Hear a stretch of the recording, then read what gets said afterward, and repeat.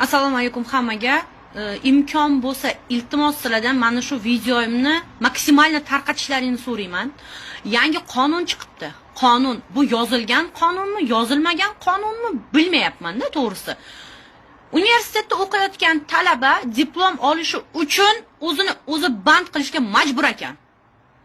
Soliq ilovasiga kirib, o'zini o'zi band qilganligi haqida o'sha nimani topshirish kerak ekan. Yo'qsa diplom yo'q. Rektorat yozib yotibdi, o'zing band qil tezroq deb.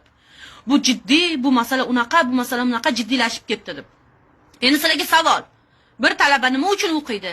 Diplomlaring nimaga kerak? O'zini o'zi ta'minlasa ish bilan, o'zini o'zi band qilsa ish bilan. Diplom nimaga kerak? Ras o'zini o'zi band qilmagan talaba diplom ola olmasa, sizlar uni 5 yillik umrini zararini 5 yillik kontraktini to'lab qo'yinglar. Qaytarib beringlar. O'sha kontraktlarni oladi-da, 70 millionmi, 80 millionmi oladi-da, o'ziga bitta do'konmi, biron nima ochib kunini ko'radi.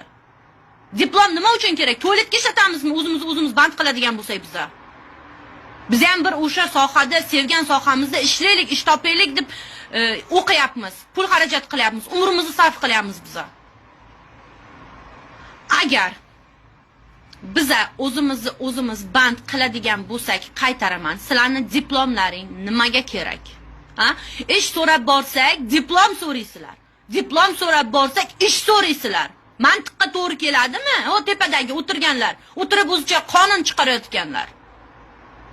Mana shu qonunni kirgizib kelayotganlar. Mantiq qani? Ishga borsa diplom, diplomga borsa ish.